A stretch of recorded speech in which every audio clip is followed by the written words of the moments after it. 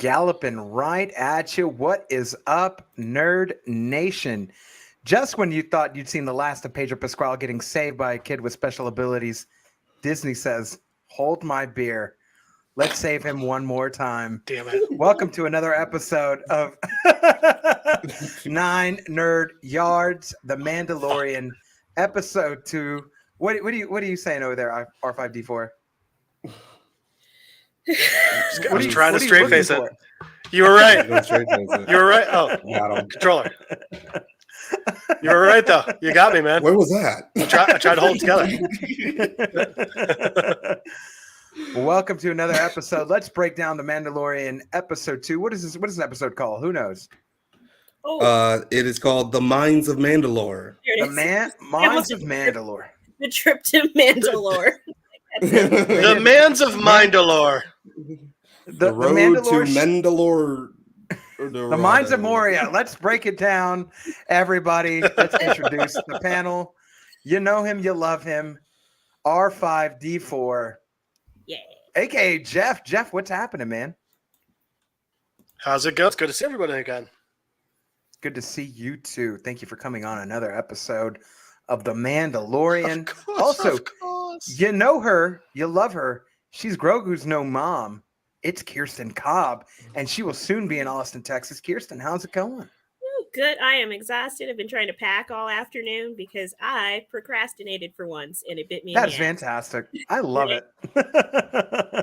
Way too properly adult. That's all I got to say about that. Great day. And it's always a fantastic day when you adult so hard. And you know him. You love him. El Presidente, El Capitan, the leader of this Mandalorian nerd nation.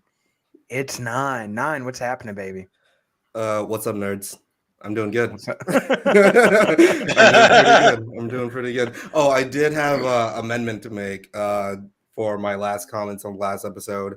I went into some human supremacy. And I wanted to clarify that I don't mean human supremacy, all humans. I mean just earthlings, earth supremacy. And this is the podcast for that. Wow. Happy International Women's Day. Well, guess we're canceled. Happy International Women's Day.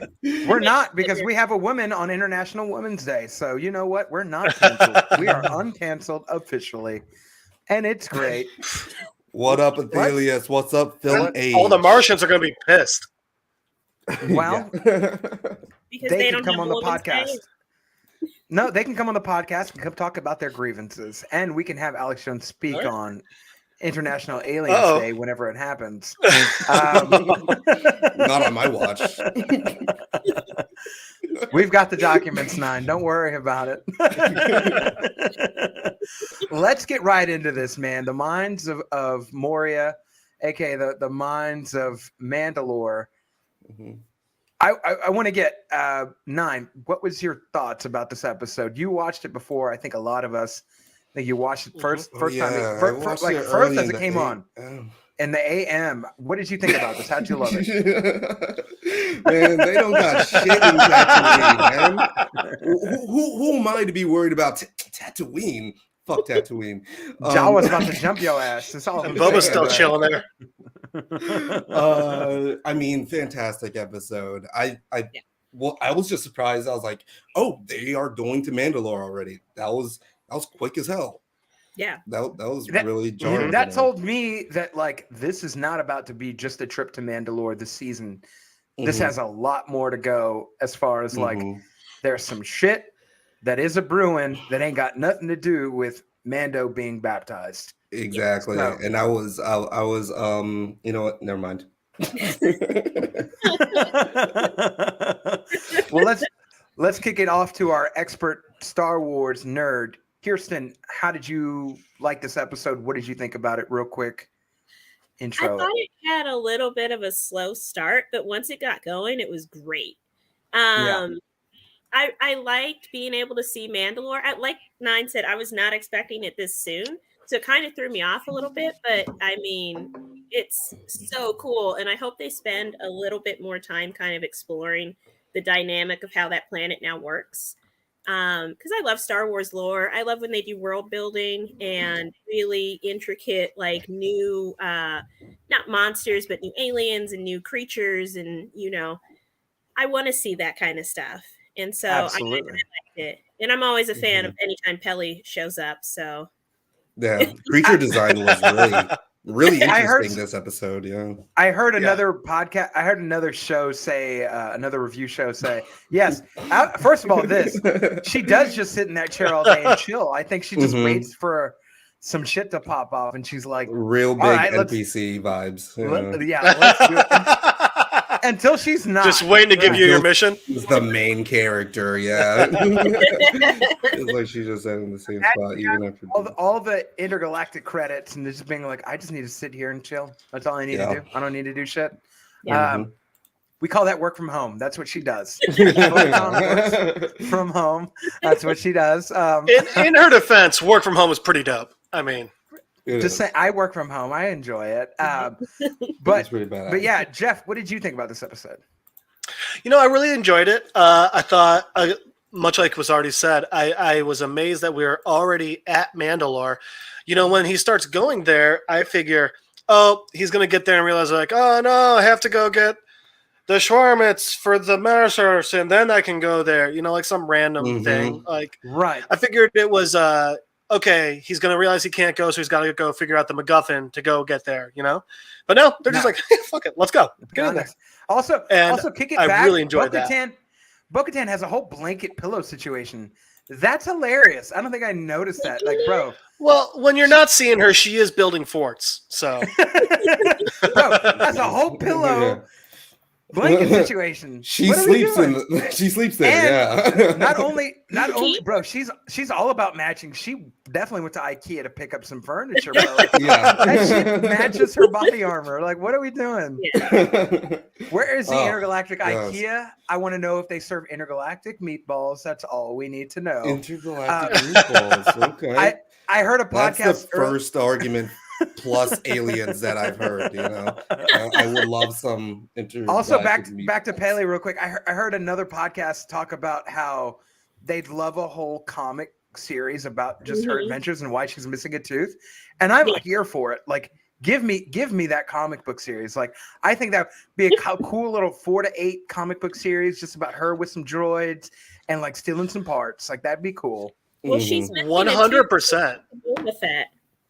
She's missing a tooth in Boba Fett. Yeah. Okay. When she gets thrown, when they're being chased, lands on her face, she spits her tooth out. That's right.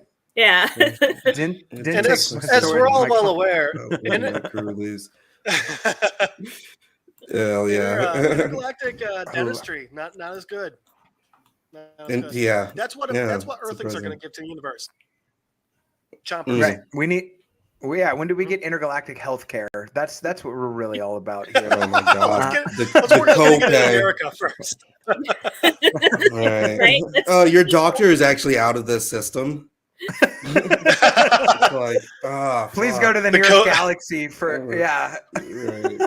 Yeah, we'd love to help you with that. Your copay is going to be 4 kyber crystals. Right. Yeah, it's this motherfucker just dealing you your bills. It's like, imagine, like, do I pay here or do I pay at the front desk? Where is the front desk? Is it in another galaxy? I'll tell you what. That doctor was good enough for Timothy Oliphant's character, so it's good enough for me. He might know some things, and I'm not mad at this. Yeah. I really enjoyed this episode, though. We had a lot of action.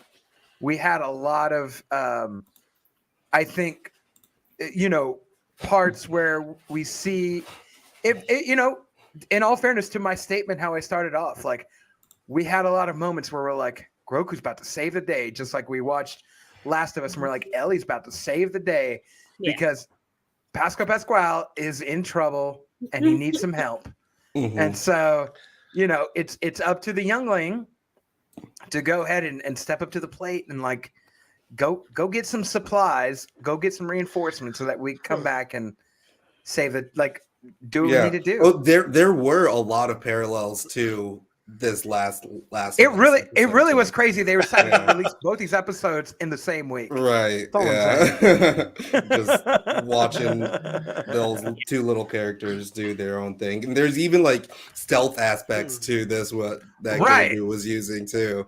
He was all sneaking around and trying to avoid the other and not enemies. helpless either. Just like Yeah. Ellie, not helpless yeah, no. either. Like Mhm. they can hold Yeah. their own. Yeah. So this was a rather great parallel episode. If you're not watching Last of Us, go ahead and watch that, and you'll be like, "Damn, did Mando copy this?" And then you'll watch that and be like, "Damn, did Last of Us Yeah. copy that?" Like, what are we doing? Technically, this is set in a galaxy far, far away a long, long time ago. So Right. technically, The Last of Us copied it. Okay. Yeah. He's like, just to set the record straight, right? I do want to touch on Phil Mage's comment here because he says, my big issue, a regular droid could have done the job. So why be so adamant about fixing the IG unit? Yeah, and I was kind of like pondering that too. It's like, Let's remember this. Hmm. Let's Oh, I remember actually this. think that's obvious. Mando because does he's not trust mistrusting. droids. Right. Yeah. But again, that's when I was like, okay. Yeah. Now all of a sudden, I thought, okay, we're going to get the little fetch quest to get the circuit. But he was like, all right, fuck it. I'm just going to take this one and go. So I was like, Well, he kind of gave then it up shows on you that the- conviction. Well, it shows you the Pretty quickly. motivations of like, I'd rather Mhm. get. I trust this person. I trust Pele. I trust Mhm. what she's selling me.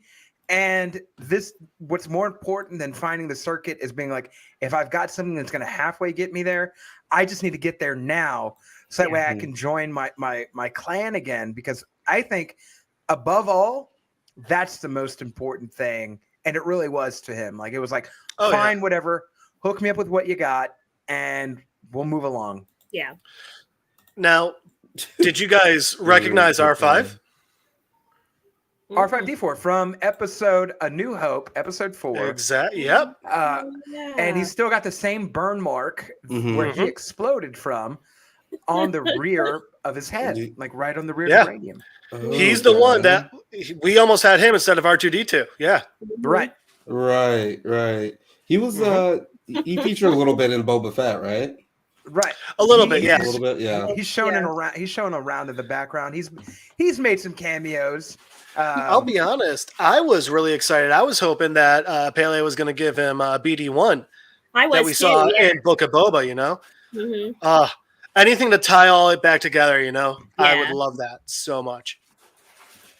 Grogu, quick learner, bro. So if- Took you drifted all the way to seriously. No, this is a good point.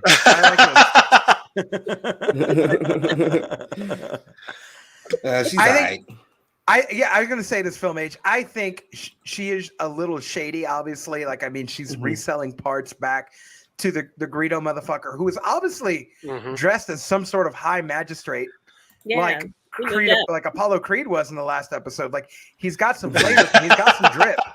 You know what I mean? But Yeah. Did He's you not mean welcome, Apollo so- Credo? Apollo Apollo Credo. Yeah. Little Freudian slip right there.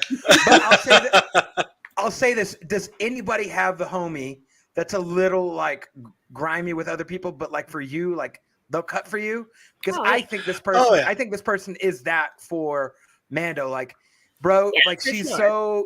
so down for Mhm. Grogu. Like she's like, whatever you need, like I'll give it to you for Yeah. the homie price. Like I Godmother. just got Yeah. this new shit in.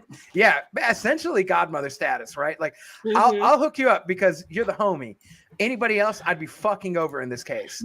Mhm. Oh yeah, and I'm not saying she wouldn't fuck over Mando. I'm saying she loves Grogu so much she'll make sure Mando's okay. Right, Mhm. exactly, Let's see exactly. if I can play this little clip. It's so Yeah, cute. she only I'll lightly team up feeds him. just the same. So, where's my guy? Where's my game? Does a little clip. I Fucking was like, adorable. oh my god. Yeah.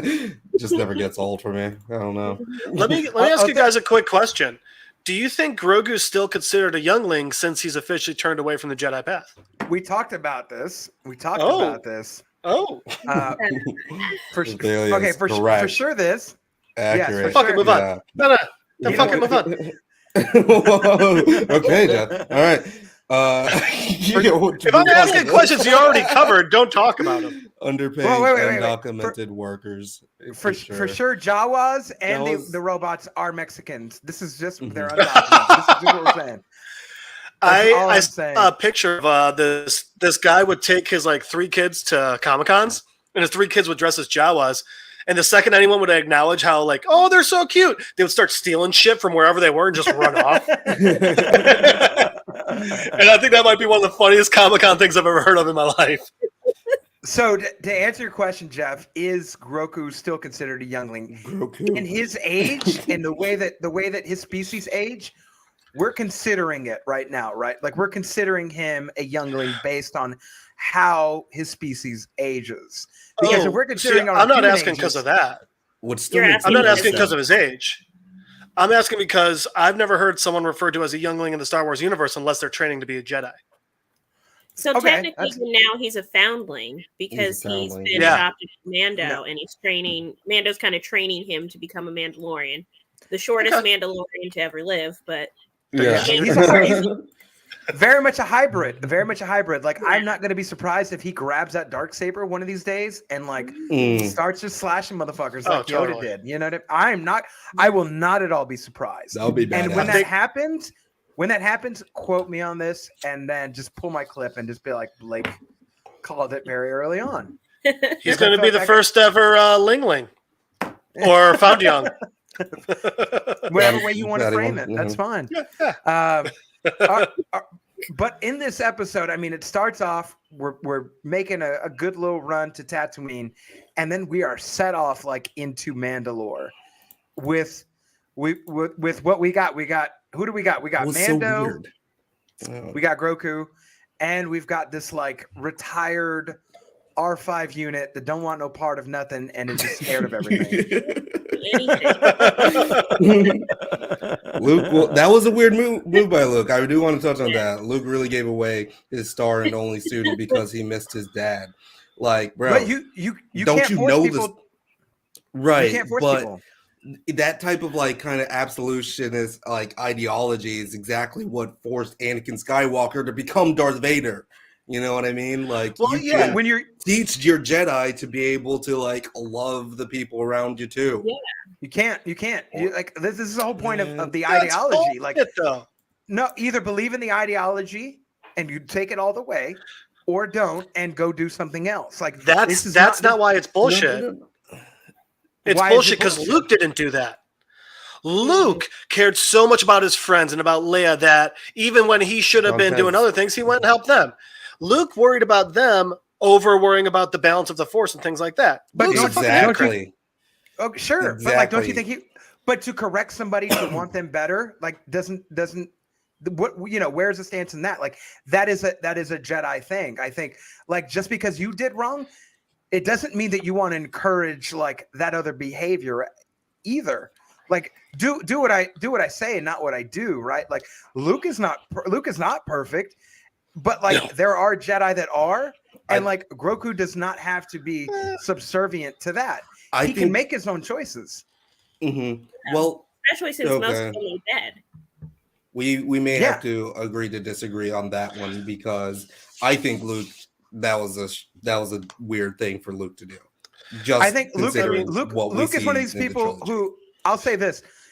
This reminds me of like boxing or MMA, right? Exactly. Like, I was going to say this. This is perfect. This ties into what I'm about to say. In boxing and MMA, just because you are a good fighter does not make you a good coach, right? Mm-hmm. Luke is a great Jedi. Like he is a great person for the Force. That does not mean he is the best coach. And to just sort of touch on that, Freddie Roach, who is a world-renowned boxing coach, is most famous for teaching Manny Pacquiao. If you look at his record, this man took so much brain damage and got knocked out a lot. He has a solid losing. No. He's just got a solid losing record, which is why he has Parkinson's. This is what brings that on. This is what brings that on. This is why Muhammad Ali had Parkinson's as well. Like you can have it, you can be dormant, but when you have like a lot of mental damage, it onsets it even faster. Freddie Roach has Parkinson's, does not have a great boxing career, and is one of the best boxing coaches that we've ever seen in the game. So just because you're in the game does not mean that you're going to be a great coach. And I think Luke is an exemplary example of that, not only with Grogu, but if we take this as it's prior to the new 3 Star Wars, he's not a great coach for Kylo Ren either, which is why Kylo Ren does what he does. Yeah. You know what I'm saying? Right. Yeah. I get what you're saying. I don't know. I just feel like I like it was the weird move for it. I want to react to. Can y'all react to my music? Send it through, and we may feature it on the 9nerdyards@gmail.com. Let's do it. 9nerdyards@gmail.com. Let's collab. Absolutely. Let's do it. But yeah, So no. I'm hoping that. Go ahead. You go ahead. Oh no. I was just gonna say, I'm hoping ahead. that with Luke giving up Mando or giving up Grogu the way he did, I'm hoping it's going to lead to what we've been talking about. Well, I feel like we've been dancing about, which is hopefully Grogu will end up being the first gray Jedi that we see in at least film version of canon. Because I mean, some of the gray Jedis were some of the strongest ones. I mean, people were even saying that for the longest time. Qui-Gon was technically a gray Jedi, not a light Jedi. You know? Yeah. Well, but it all comes from so it's funny. Othelia said more of the story to me. The Jedi are preachy and not really effective, and that's not exactly true because the Jedi don't survive for the eons that they did if they don't have great teachers. Now, what happens is all these philosophies that are brought on, and the way that the Sith work, and all these other extra things, politics and stuff. It can interfere if you don't have great teachers. And I think even Qui-Gon being a gray Jedi was not Obi-Wan. Like, he was a great Jedi. And even though he could have left, he didn't. Like, right? Like, I think that generation is sort of the last of a dying breed. So all I'm saying is I think we know what great examples look like, but Grogu can be the melding of the two, and he can be what that original, what we talked about last week, Kirsten, how the Mandalorians were found was with a force-sensitive Mandalorian, essentially, somebody who was just like, I'm force-sensitive, but I also want to lead people in this other way. Yeah, and they wield the dark saber, and I will not be surprised if Grogu is the melding of those two worlds, and we see that personified in this season. Setup ultimately, and why they keep advancing Grogu as part of like the plot device is that he's not just there to be cute. And I think that this season we'll see him kind of step more into an active role and do more. He's starting to make more calculated decisions about when he chooses to use his Force abilities, because he didn't just jump in there and start trying to save Mando from whatever the fuck that thing was. He kind of held back and used that Mandalorian training to assess, get in there, and then see what Mando wanted him to do. So he's losing a little bit of that brash, bad babiness and kind of coming into his as both of these worlds. Bad baby. Can we use that instead of bad bunny? Just bad baby. That'd be great. That's exactly why I was laughing. That was my first thought. The baby. I just imagined Grogu walking onto the bullet train, ready to kill someone with a knife. Grogu burns it all to the ground. I mean, Kylo already did that. Yeah. Well, he will. Not yet. Not yet. He hasn't. Yeah. Not yet. He hasn't. Keepers of the peace. We are former General Yoda. Oh yeah. Yeah. Baby. Well, baby. So this is so great that we're talking about this. Go ahead, Jeff. Oh, I was just gonna say. So, as with every time we break something down, I've got it just going over and over in the background. I love that they're showing Mando starting to show things that aren't just fighting. Like he's teaching Grogu, like, hey, Mandalorians were great fighters, but that's not all we are. You have to know where you're going. You have to know your place in the universe, and teaching him to navigate and everything like that. I thought it was really good that they started showing that, because outside of that, we haven't really seen the way of the Mandalorian be more than just like a mercenary or a fighter.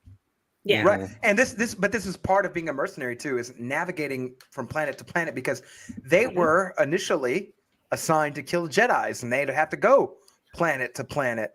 And so knowing how to get from place to place, we forget like they're just good. Like they got flamethrowers, they got little like stringy things, like little wires shooting out of their shit. They're good with blasters. They're good with a jetpack. but we forget everything that goes into a bounty hunting. Yeah. Mhm. And this is one of the essential aspects. And it's crazy too, because like you see a lot of Jedis like flying shit, and like they're actually really good. Like Yeah. 9 times out of 10, they're actually really good. So for Grogu to sort of take on some of these characteristics, and like we don't speak Groganese, you know what I mean? Like we don't know what he's saying and not saying. You But- don't. But for him to Weak in the absorb Force he all is. this, yeah. But for him to absorb all of this and take it in, Yeah. it shows a lot of like where I think we're going with this character. Mhm. Yeah. Absolutely. Absolutely. Who wants to kick us off here? And because We're in this parade. again, it was just like we were there. We were just on Mandalore. And I was Yeah. just like, damn, we're here. No even like deliberation, no holdups, just we're going straight to it. Well, they've That been was pretty bad. describing for 2 seasons now that planetary devastation. And so Mhm. to finally see it fully realized as, oh shit, the Empire really tore them up. Like Mhm. they Yeah. leveled this place. They were like, not a single Mando left. None. Mhm. Flatten this Well, bitch. And I like that when we see Bo-Katan show up, it's not just nothingness. We still see the remains of the great cities and the Citadel and that. And it was Mhm. like, yeah, like just showing you that to me brought the devastation across so much more than just the destroyed terrain, you know? Yeah. Absolutely. Well, and it made Absolutely. her character a little bit more instantly fleshed out too, because now you really see why Bo-Katan is. The stakes are so high for her, and why she's so broken that her people have now refractured and left her all alone, because she lived on this planet at its height and then at its lowest point, and then had to evacuate when it was just completely flattened. And so she's got a different sense of that planet and a different memory to it that Mando isn't connected to. Like he said to Grogu, he's never been there. So Mhm. his idea of it is just that he needs to get there for his own redemption. But does he ultimately care about bringing back the people? I don't know. Yeah. Yeah. And I think we kind of like see that ideology like back and forth and Mhm. in a little bit of give and pull, right? And Yeah. they are inspiring each other Mhm. to maybe work together, but I can Yeah. also see some betrayals coming, Mhm. some Oh, betrayal yeah. along the way. Oh, factuals. Mhm. Right? Yeah, she wants Has to that sword. happen. Hell or high water, she's getting the dark saber. And how does she? I mean, she's amazing with that thing too. Like, Yeah. bro, That's you what can I was tell, like, going to say. Like when you're seeing the juxtaposition between him using it in the heat of Mhm. combat and her Right. just picking it right up and just swinging it around, like in that promo clip, just waving that thing around. Mhm. She was very skilled with it. It just was natural for her to use Yeah. it. I Well, was like, it- ooh, Well, maybe it she goes- should so- be the leader. go ahead, Jeff. I was going to say, so realize she might have been practicing with it when she was a child, He even. really Mhm. doesn't. Which I really love that that was something that I forgot to bring up earlier that I really love is that they bring up like Bo-Katan lived on Mandalore before all this happened. That for me whenever I watched Star Wars when I was younger, and even to an extent now, like when it's like, oh, the Galactic Empire has ruled and blah blah blah. Like I thought that it ruled for eons. And it's like, no, it's like 15, 20 years, maybe. Yeah. Like it's the Empire wasn't the powerhouse it was for as long as I had originally thought. Mhm. And just her Mhm. talking about like, yeah, I grew up here. Yeah, I remember all this before this happened. It was a really good Mhm. reminder of that for me. Yeah. Yeah. Definitely. Just to set context, she held the dark saber for a hot minute, like a Mhm. small hot minute, but like Oh yeah. she held it. She Yeah. knew how to use it, and not only did she know how to use it, but like if we go off of the lore of the dark saber, and even when the armorer was telling, the Mandalorian how to use this weapon, how to wield it, it's mental and it's emotional. And everything comes off of that as your energy source. And like, if you're Yeah. fighting against yourself, you're fighting against the blade. And I think the difference that we see is like he's still confused as to like what's going on, what's happening, what he wants.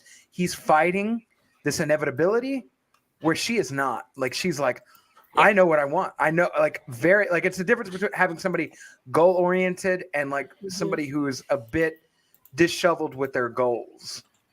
And you see that in their fighting style, and that's why I think she holds the Darksaber and uses it and knows how to use it.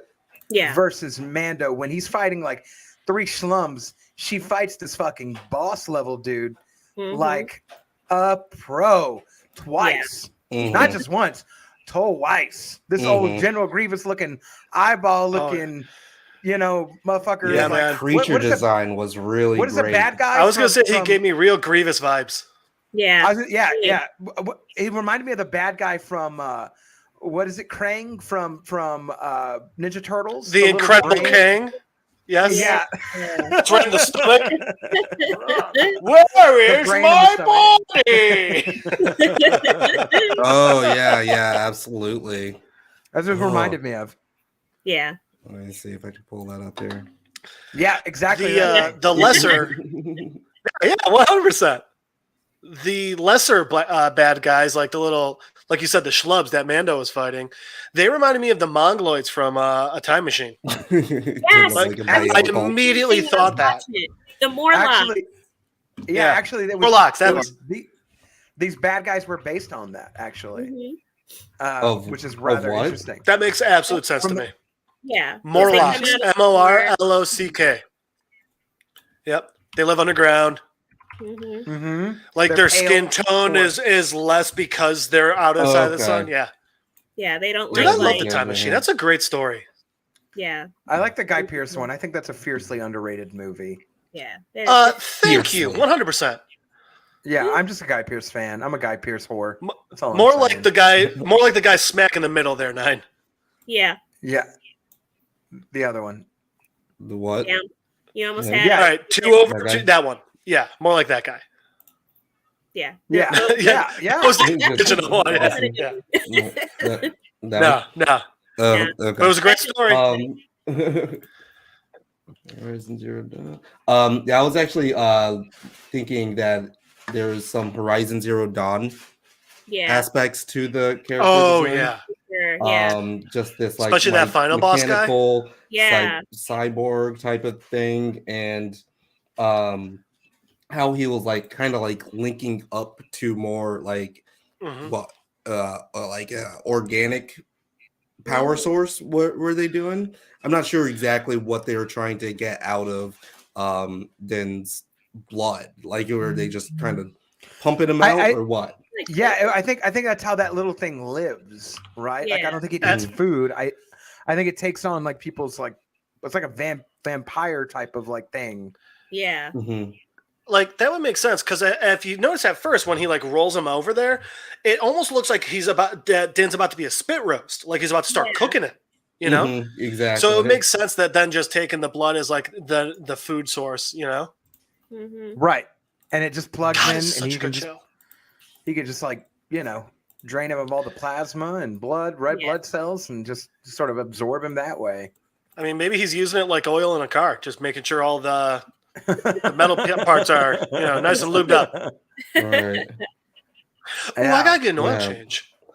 But it's like this guy.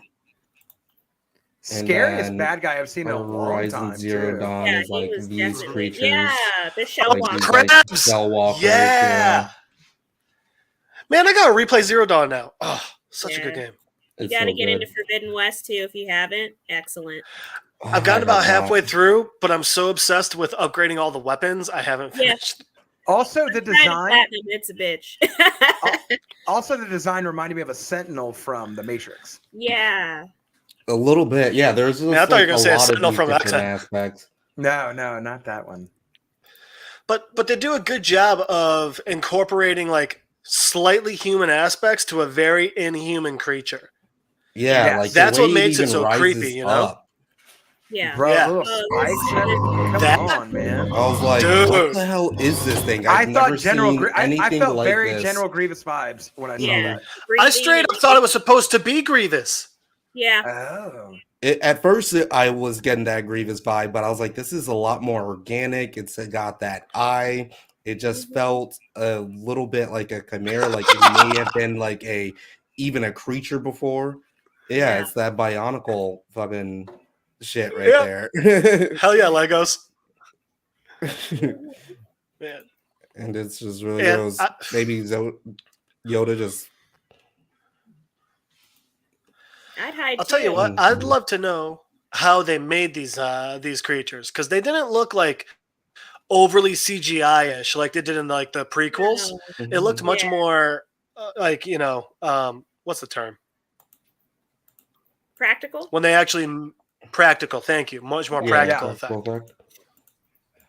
Yeah, I agree with that too. It too. had a nice blend to it because it still kept it very, you know, fantasy by blending in some of that CGI, but it just, the way that it like creeped out and you could see its little spikes go up.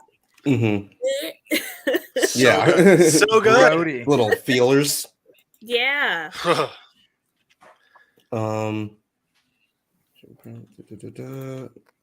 Or being honest, travel, ship prep, Bo observing the ruins. Mando would have been filleted up by the time Grogu came back. I was like, oh, dude, you're going to go get Bo? Like, you're really going to go get Bo? Right. That's going to take a while. Are you really going to last that long? That was crazy. I thought at that moment Grogu was going to summon the saber, you know? Yeah. Yeah. Or use the Force to push that thing back. But again, I think he's just learning to make smarter decisions. Like, I could use the Force, but I don't know if I have the power to actually do what I need to do. So I'm going to go get Bo. Right. And let a professional handle it. On that like note, season 1 knocking himself out. Yeah. While we have the opportunity, I feel like it's a perfect time to ask, what would Alex Jones think about this episode? Well, let me tell you, Nine, that we all know that there are so many, there's so much symbolism going on in this episode. We have the monster that has the eye. We all know that that's Illuminati. We all know as they go down in the tunnels, that is basically referencing Mason technology. We all know about the Freemasons. And we all know that they're trying to hide intergalactic pedophilia. We all know this, and they're trying to bring everybody into friendliness with droids. When they bring on a droid, we all know that we're trying to make friendly with AI, the AI technology, ChatGPT. That is a thing. And what a time for this episode to come out when you go on TikTok and ChatGPT is just everywhere. And then you've got all these celebrities doing the eye. We all know what the eye means. Listen, we're watching you, Beyonce. We're watching you, Jay-Z. We know what's going on. We're not stupid. We're not sheeple. We all know what's going on in this episode. They want us to live underground, and they want us to not fight back. And they just want a lot of things. We got the documents to prove the Operation Paperclip. Everybody look that up. Do you have the proof of any of this? Alex? We've got the documents to prove that what's going on is the truth. 9, do not ask questions. God damn it, we have to save the United States. We all know that this is the truth. And Disney's just throwing it in our face. We all know Jeffrey Epstein Island with the little kids. Why do you think they have a Roku in this Disney show? We all know what's going on. The proof is in our face. Infowars.com. Go to 9 Nerd Yards on YouTube. No! No,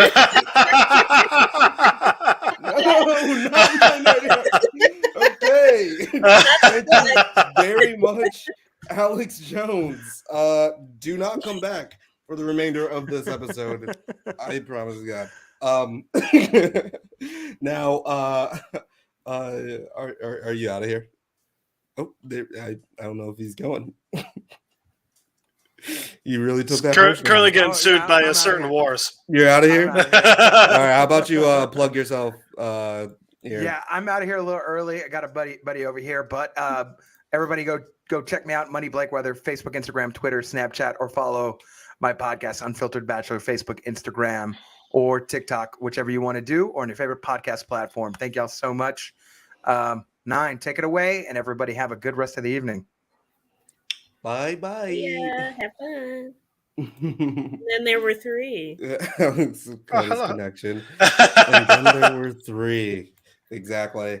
And so where were we I don't know. exactly in this plot? Let me bring up something that I thought was very interesting. Yeah.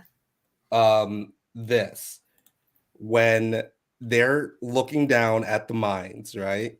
And Baby Yoda, Grogu is just floating there. Did you guys think, or have we seen him like just kind of straight up fly before? No. Oh, when they fell off like that? Yeah. Yeah, and they're just Yeah. hovering down. I was like, oh, that looks so cool. But Yeah. like, how? How does that work? I mean, and does that mean like that Grogu can just kind of like fly around? Because if he's in that thing with a lightsaber, then you already know that's going to be powerful. That's going to be a bit OP. Look at this. Oh my He's just god. flowing down. If he could just fly around and then just like that would be pretty dope. I mean, I think that comes down to how does he control his egg? You know? Yeah. Yeah, how does it just You kind the of Force- see him in this episode pressing a couple of buttons to like super zoom out of there when he's trying to leave to go get Bo-Katan. Right, But yeah. at some point, it also looks like maybe he's using the Force a little bit. So I don't know if maybe it responds to him as a Force user. And so he doesn't really consciously have to think about it. Or if he's just in there like driving that thing with buttons or a stick, or maybe it's programmed His to follow feet. Mando. He's got Yeah. like his little He's got little he's got little feet, pedals He's down there. pedaling in like one of those swan boats.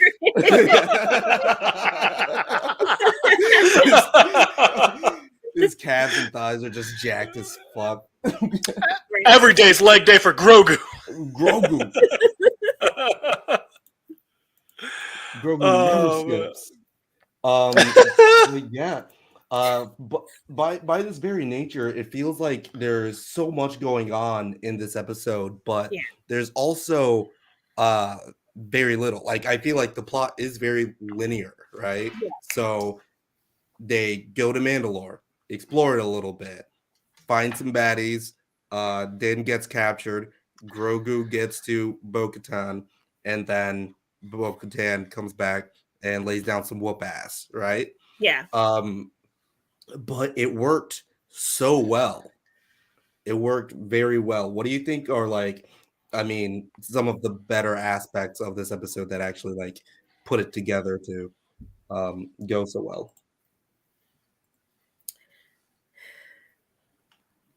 I think Anybody? it's quieter moments where the smarter play.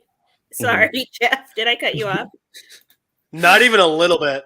Oh, okay. I got back in the show real quick. You are good. Sorry. But I think it was like those quieter moments of them just exploring Mandalore that gave this episode its strength, because it allowed you to kind of build your own version of what you were seeing without a bunch of dialogue. And I think that the show had in its season 2 a lot of up and down.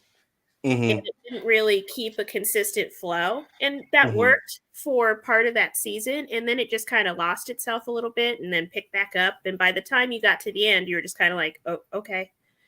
But I think that this was smart to be on Mandalore already, to not have it be a bunch of life lessons and heavy dialogue, just some quiet moments with Grogu, just some quiet moments with Bo-Katan again, and letting her whoop ass.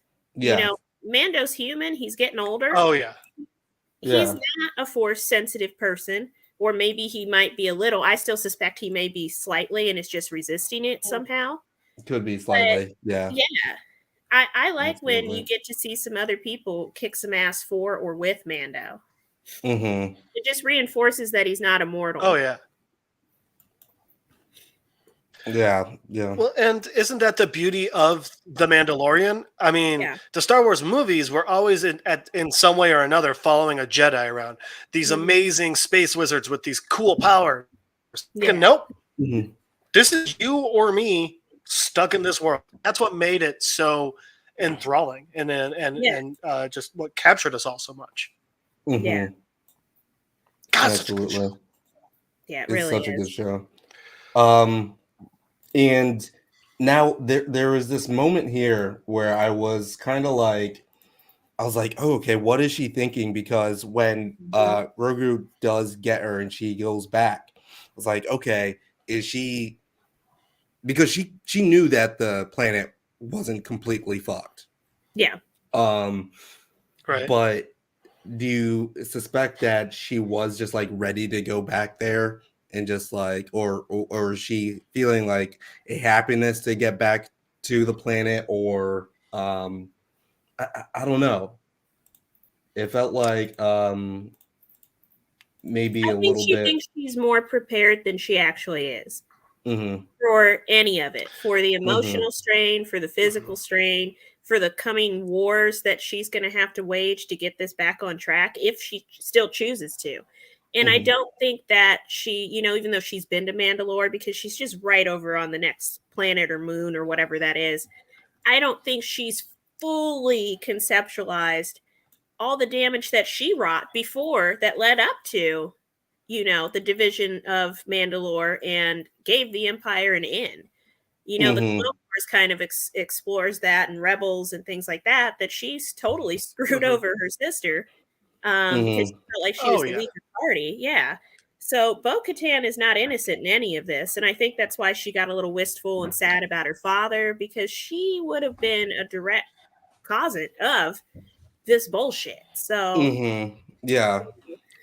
she's got some demons to confront in her own path. Mm-hmm. And she does like have a bit of arrogance to her where she's Yeah. kind of like looking even like when she I think she respects Din, Mm-hmm. but at first it did seem like she was like, oh, you are kind of like so beneath me, and Yeah. like you're Oh clinging yeah. on Oh, for to sure. these Yeah, like she's a princess. values and like the superstition and shit. And I was like, ooh, okay, she's definitely has some faults that Well, I don't. Yeah. Mm-hmm. she even in this episode, after fighting the Morlocks, looks at Grogu and goes, "Did you think your father was the only Mandalorian?" Which I was Mm, always like, No. Grogu's been around other He's seen Mandalorians yeah. around you. Yeah. Like Yeah. what? He's I seen guess us. she meant Your whole like team was around Grogu, man. Yeah. It He's was not. just like, yeah. but after like seeing that the uh oops, after seeing like Mando like save every other Mandalorian like just last episode, right? I feel like she was just more saying like, oh, did you think that your dad was the only badass Yeah. in this motherfucker? Okay, yeah, I Like, could see you that. think I'm the like the But I see your true point. Like, true that dialogue Mandalorian? could have been workshopped a little harder.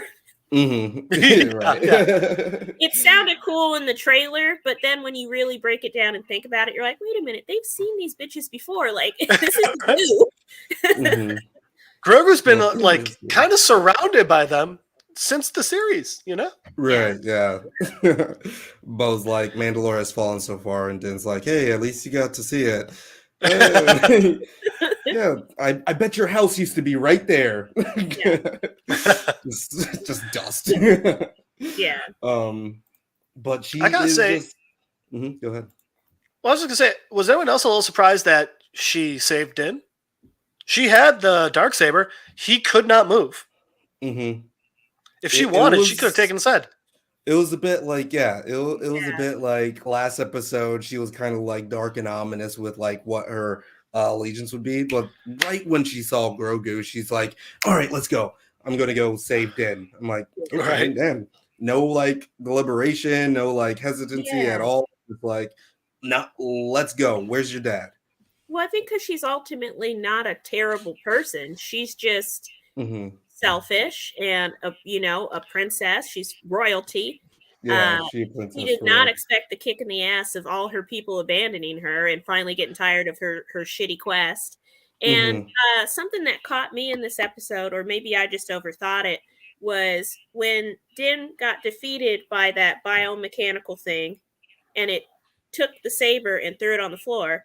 Technically, by the rules of the saber, he defeated Din and Hmm. took the saber. So then when Bo So, Katan just picked it up and killed that thing, oh, technically she yeah. defeated it The saber, Yeah. you're getting technical with the rules, does now belong to her. Harry Potter Deathly Hallows rules. No, and I almost kind of suspect because Dave Filoni and Jon Favreau are such heavy nerds and such heavy Star Wars nerds that maybe they know that lot. Like they've picked up on that own logic within the writing. And I think we'll see it kind of play out in the future. Like maybe Bo-Katan secretly is now the controlling factor of the dark saber again. And she should be. Yeah, She should be, because we get this scene here where it is just so clear how good she is with this shit and how she's able to move with it. It's really badass. Can't play too much of that, but no, you cannot. The mouse will come after you. The rat. Run.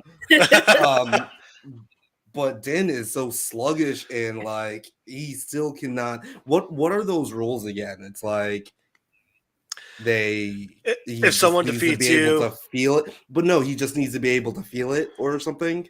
Well, it's that he's in conflict with himself, and because he's in conflict with himself, he cannot control the Darksaber. Before it was because of Grogu, and now it's because he's the apostate.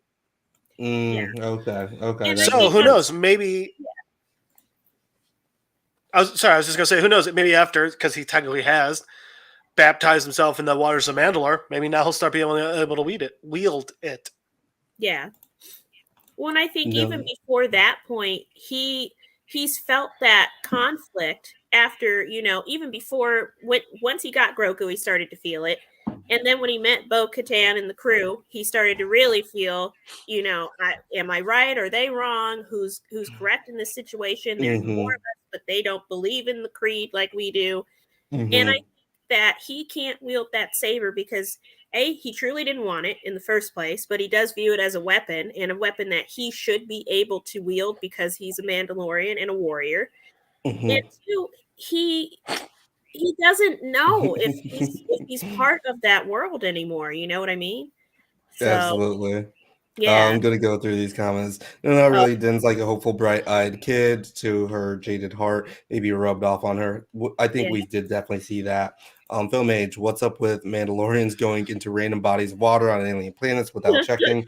Exactly. It's like last episode. Only things. It's like, bro, check the water out. Like, put out like a sensor or something. And let's not get death rolled by a giant alligator. Bo didn't have a choice. Right. Din did. Bo did not. Yeah. Also, just the next comment. Oh yeah. This is what Terry said. First off, fantastic. Second off, it's MINNA. Oh, okay. I have cousins. I have cousins who live in Minnetonka. Yeah, that's right. Purple rain for the win. Lake Minnetonka. That's not Lake Minnetonka. Yeah, 100%. And we start to round out this episode. Yeah, bro, don't ever do that again, man. Don't ever disrespect Minnetonka again. It's what we're here for. Man, they make great. What do they make great? Cheese? Moccasins. They make great moccasins. Oh. I was gonna say cheese too. I don't know why. That's Wisconsin. Like cheese. That's Wisconsin, but I just felt like all of that is kind of. But yeah, they kind of just explored the mines together, and I was like, "Oh, wow, she's going to escort him and then maybe stab him in the back or something." But no, she actually seems to be super inspired by what's going on, or like his need to fulfill this ritual. And I forget exactly what the conversation is that they're having. That kind of puts her in a dour mood. Like, what did she say about her father again? He died defending Mandalore. And then Jin's like, "This is the way. This is the way." Which is kind of a bummer thing to say to somebody when they're like, "Yeah, my dad died here," and they're like, Yeah, he's supposed to. Right. It is literally like everything happens for a reason. Thoughts and Right. prayers of Thoughts Yeah. thoughts and prayers. The force is with you though. All right. So when Din goes into the waters, he takes off his weapons. He takes off his jetpack, right? Mm-hmm. But like his Why? grenades. He leaves all of his armor on, the light, all that jazz. Like it's. But you got to take. He would have to take off. everything off. It's like you don't That's what I thought too. and cleanse yourself fully clothed. So I guess you you do. expecting naked Actually, Mando this episode? Just I was hoping for it. Yeah, a little bit of it. Yeah, sure. Why Come not? on, Disney, give the fans what they want. I kind of was too, because I just like he kept saying he had to like purify himself. I'm like, well, why would you do that in a whole flight? Exactly. Armor. Right. But whatever. Well, maybe the armor needs purification. But I guess like you can't like not do that because, or at least you have to keep your helmet on because if you come out of the water with your helmet off, then you're gonna have to go back in, and then you know what I mean. Like it's just yeah. I honestly thought the entire thing was supposed to be he was supposed to do it alone. Yeah. And that's why. And he goes in like that, and then when he comes back out, he's able to put the helmet on and be just. Yeah. Seriously, I would have sat my ass on the steps and threw the water on me. Not one man show it down the steps like a drama queen. Seriously, reciting Shakespeare and shit on his way down. Death Watch rule and culture is strict, not practical. Yeah, that's true. That's true. But like, I mean, other Mandalorians when you're getting like when the foundlings or the younglings look like they were just going to get baptized with some water. So it's like just do that. Yeah. Yeah. And how was he going to bring back proof? I think they definitely found the proof that they're going to need. Or they're gonna I don't know how they're gonna carry that home, but we'll get to that. I don't think it's gonna fit in his starship. Yeah, probably not. They probably should not have downgraded. Not upgraded. Well, you know what he could have done? The size.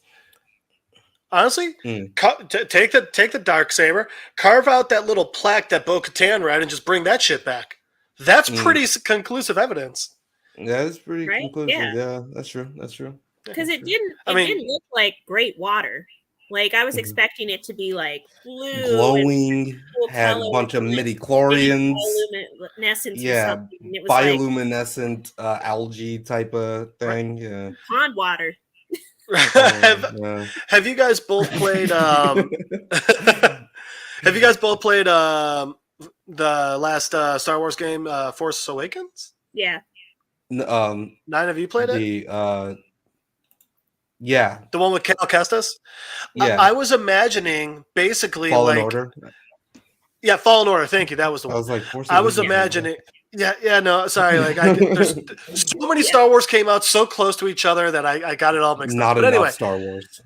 No, agreed. I basically expected waters like we see when Cal's going to get his new Kyber crystal. That's what I was expecting in my head, you know? Mm-hmm. Yeah. Yeah. And that's why I'm like, oh, okay, did he actually reach the living waters yet? Right? Like, what if there's really like another practical joke? It's like, nah, actually, they're deeper. They're somehow deep. They're actually under this water. Like, you got to go pat the. I'm just gonna say it's a mythosaur. We get a fucking mythosaur. We're 58 minutes in. I think it's okay to spoil now. Yeah. Just done for. Also, good shit. Damn, mythosaurs are way bigger than we ever thought, huh? Yeah. Yeah, and they said they used to ride those things, like Great Alaskan bullworms and shit. Also, I just got to throw out real quick. Bo's searching for Din in the water, and the entire time I'm like, dude, turn off your goddamn flashlight and you'll be able to see him real easy.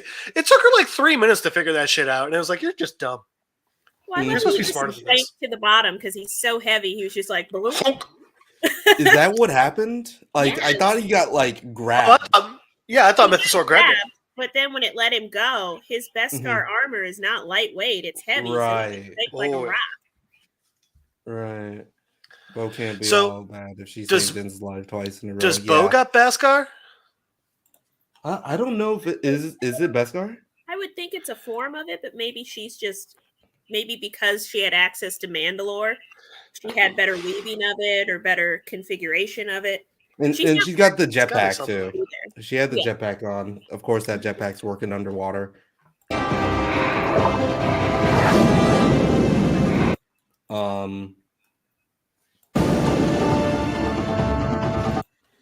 I want to get to the clip here. Probably So we a can good call. see Yeah. it. Let's Do you see ever just like here. get bored and just start Googling like what did Jawas look like under the hood? Yes. Yeah. Like a It's lot. fucking weird, right? Yeah. I've gone down Oh, some Star Wars rabbit holes that like I look at myself later in the mirror like we went We went all the Oh, yeah. way there. We went all the Sand people are fucked up. we've learned some things. Because then you get Yeah. sometimes you get stuck in the fan fiction hole and you're like, you're not sure if it's Wikipedia or if it's fan fiction. You're like, wait a minute, what are they doing? Mhm. Yeah. So you're usually like looking for the full page comic and then you can zoom in on the panel. That's Right? yeah, that's your Right. best bet. Like I'm looking for the Legends books, not this. Not Mandaporn. In the porn. Google. Oh no, how did Mandaporn get on my computer? Again, wow. Your FBI agent is busy. All right, so this is when It's we just get so this pretty depressed. crazy reveal. And it's like, okay, what? Yes. And what does she say under her mask? It sounds like she said, "Oh fucking shit!" Ah! Ah!" Yeah, she was freaked out, and I love it. Good. One of the takeaways I took from that though was it just like when people were on trains shooting buffalo, like they're actually like super duper peaceful, but they're like we should fucking kill it because this thing doesn't go after them at all. Its eye is wide open. It's just like, oh hey guys, what's going on? Yeah. Are they not dangerous? I guess. Right? I didn't even know they I don't lived know. underwater. Right. Maybe yeah. they're like an all-terrain type of beast, and They better get can into do it the whole next thing. episode. I better Yeah. get a whole history lesson on this creature. Is it I dangerous? doubt we Ew. get anything next episode, right? Yeah. I bet they're Well, going to be if like, I don't at okay, least we learn gave this you thing. guys enough. Right. Grogu Jr. Yeah. You think that's gonna be like the big like it comes back at the end like so oh man what would totally be their game would be we don't see it again. There's like, oh no, there's a war for who's going to lead the Mandalorians, and it ends up back on Mandalore. And then Grogu goes and speaks to the Mythosaur, and then the Mythosaur comes up and beats the shit out of everyone to save Din. Mm-hmm. Maybe. Sorry if I just ruined the season for everyone. Yeah. a good guess. Spoiler. Probably get Gas right here made me laugh for some reason. Homeboy didn't know what happened. Seriously, he was just like, "Whoa, what's going on?" It's like, bro, I just saw the craziest shit. You're not going to Just believe heavy it. night of drinking for him. Right? Oh my god, what's wrong with me? Like big. The Leviathan, seriously, so giant. Love it. Like that's bigger than a Rancor. Yeah. A lot bigger. Way bigger than a Rancor. It's almost kind of as big as well, it's a little smaller than that sand dragon thing. That Maybe. They fought. Yeah, I don't Right, know. like we didn't see the back half. That thing may have a trunk Yeah. on it. You know what I mean? Right. We've already A gotten big old- 2 very large CGI creatures this season. I'm sure by now, like Disney's like, we blew the budget. You will see this at the very end, the shadow as it walks away. Yeah. Where the costumes will get extremely light. We're back Right. to that was it. Oh my Just god, this Clear cardboard. continuity errors that no one addresses. There we go. You got the clock jumping back and forth in the background.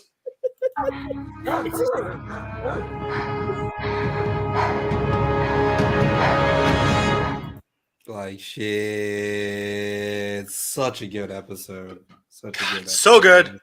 Yeah. Like, you know what? I don't need to be baptized no more. I'm good. Like honestly, I mean, you just got your baptismal because like if that mythosaur, like it's a myth. Mhm.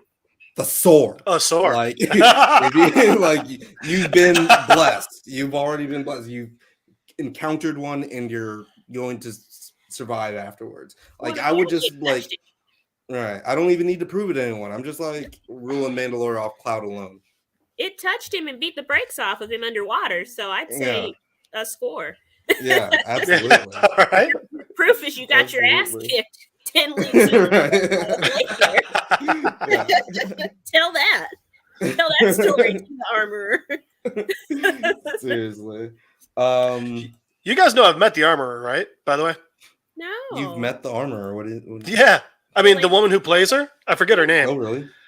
She was also God's sister on Supernatural. Yeah, I remember her on there. Yeah, I met her in real life. She's like the sweetest woman ever. She's Oh, so really? pretty, too. Yeah. So my old company, the candle company, we Mhm. worked a con that she was at, and we made an armorer candle for her. And she was so sweet. She took pictures with me and thought it was hilarious. Oh, that's cool. Yeah.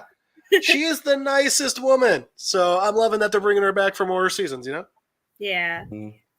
Yeah, And she's a That is cool badass. character. What Like, is I she- love when she Oh, looks a little right. fat. Like, there we go. Right? I love that they gave her this season, like, actually, like, oh no, she's not just making weapons. She's a fucking badass. Yeah, she's a Mandalorian. Mm-hmm. She knows I what's almost up. wish they'd kind of go into a little bit more of her background, like maybe a little more flashbacks with her and early Din, maybe. And did she directly train him, or was she just kind of like that silent partner? You know? Mhm. Emily Swallow. Emily Yeah. Swallow, yeah. I mean, you know what? A lot of people aren't going to like this one, but forget the Book of Boba. Give me the Book of the Armorer. Yeah. Yeah, that I think that'd be actually way more would've been interesting. dope. Yeah. I mean, I'm kind of like on the rare end where like I kind of enjoyed I enjoyed the Book of Boba Fett. You I know? liked My- it. I I had fun. liked it. Like I didn't understand the hate it. hate, but I do I did like it. Yeah. I didn't hate it, but my favorite episodes barely had him in it. Yeah. Mm-hmm. That's true. And I think that's an Yeah. issue, you know? It was just mainly I'm that Star Wars Agreed. fan, and it's not very popular, but I just love Star Wars. Mhm. Any form you can give it to me in, I'm going to consume it. I'm going to enjoy it. I'm going to find something about it that I like. I am not fond of these 3 newer movies, but I still found something to enjoy about them, and the nostalgia of it too. And seeing those original characters one last time, I could find anything in it. And I think Kylo Ren is a big bitch, but you know, I love The Force Give it all. Awakens and The Last Jedi. Like Yeah. I actually Agreed. I Thank you. actually ranked The Last Jedi in like near the top. Yeah, near the top for me. It probably goes like I don't know, a smattering of them, like New Hope, Empire, and then The Last Jedi. I got a soft spot for Return of the Jedi, but a lot of that might just be because I love that damn green lightsaber. I mean, it was just one of my favorites. Oh shit! Oh my god! Of course I do. How do I not have a green lightsaber? I'm That such a fucking transition dork. was- You just turned that up. Can you hear, by the way? Oh, yeah. have you been waiting the entire time? to The do whole atmosphere changed. I know. That was crazy. I had to figure out when to bring it out. It was important to make my shit. moment. No, Last Jedi was my least favorite Star Wars movie. Oh, come on. Agreed. You I don't like really? Okay. It Attack of was the Clones. Attack of the So Clones? much better than Rise of Skywalker. It was. I mean, Rise of Skywalker is like definitely near the.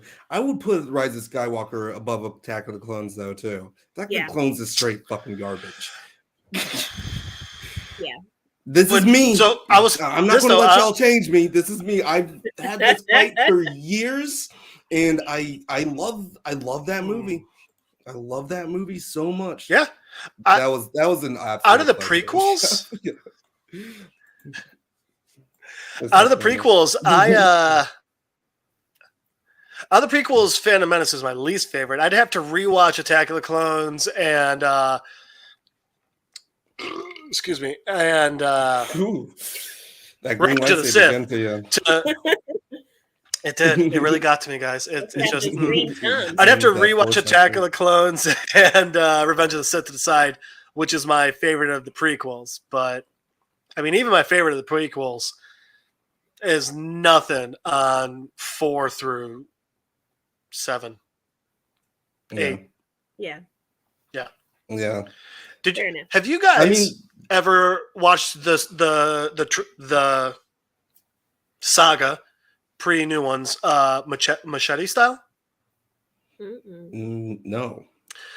So evidently the way to do it is watch episode 4, go back and watch episode 2 and 3 as a flashback, and then 5 and 6. Or maybe or it might even be 4 and 5, 2, 3, 6. Just I feel skip like the I would- Phantom Menace altogether. I skip it. I skip it anyway. I act like it doesn't. I don't need it. Yeah, you know who else skips it? The That's original cherry Anakin. picking film age. That's cherry picking film age. I know Rosico had some weak bars right then, right? But you're cherry picking.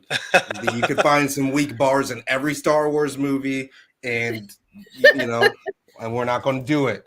I agree with this. I actually like Phantom Menace.